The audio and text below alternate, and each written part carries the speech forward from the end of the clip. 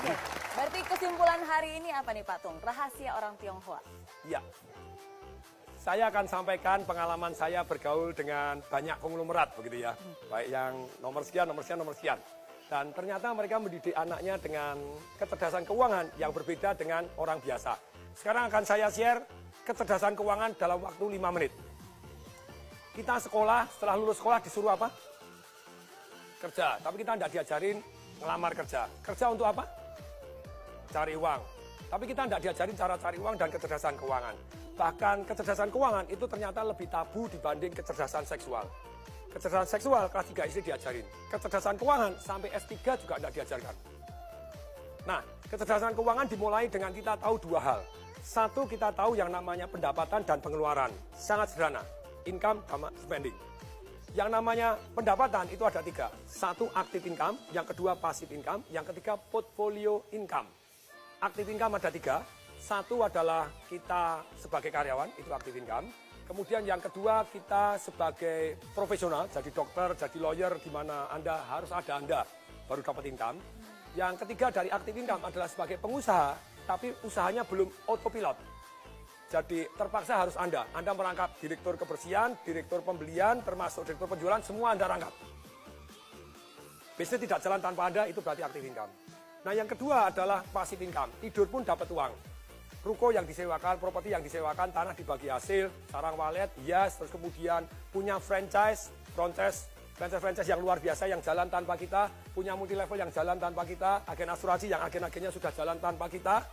Dan tentu saja passive income ini sangat penting. Tapi sayang sekali banyak orang tidak punya goal, punya passive income. Akibatnya seumur hidup kerja tidak punya passive income, begitu dia tidak bekerja, hidupnya susah. Yang ketiga adalah portfolio income.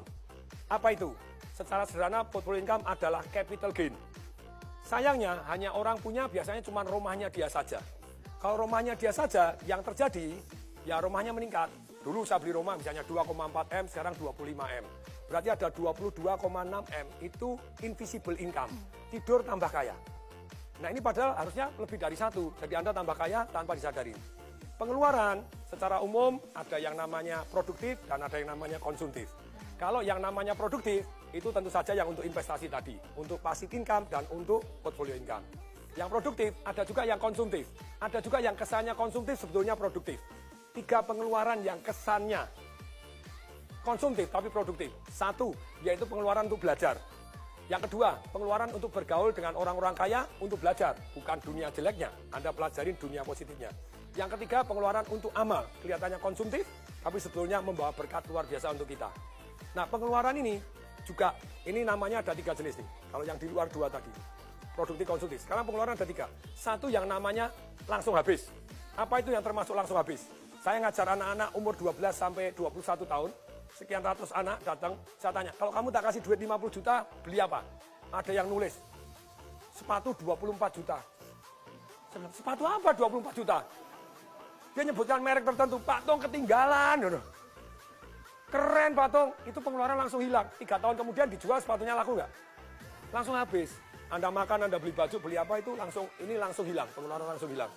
Jadi konsumtif langsung hilang. Yang kedua, passive spending. Apa itu passive spending? Anda langganan macam-macam gitu ya, yang tidak Anda pakai, termasuk karyawan tidak produktif, kemudian Anda beli mobil yang sebetulnya tidak harus, setiap bulan harus keluar, bensin keluar. Ini semuanya passive spending, tidur pun tetap harus Anda keluar. Ini berat, saya sangat menghindari ini. Kemudian yang ketiga, itu adalah invisible spending.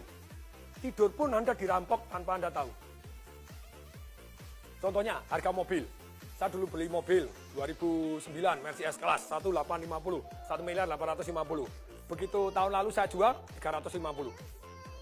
Hilang 1,5 M. Untungnya saya belinya pakai passive income, jadi aman.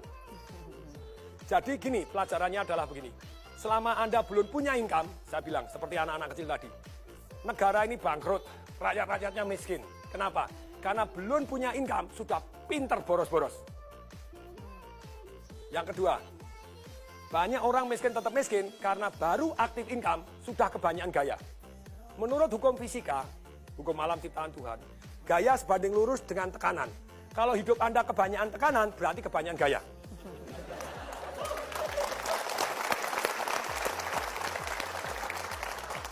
Jadi begini, boleh nggak kita gaya? Boleh. Ketika passive income Anda jauh lebih besar dibanding gaya hidup Anda, maka Anda hidupnya tanpa tekanan. Semoga mulai hari ini kecerdasan keuangan juga diajarkan di sekolah. Salam dahsyat.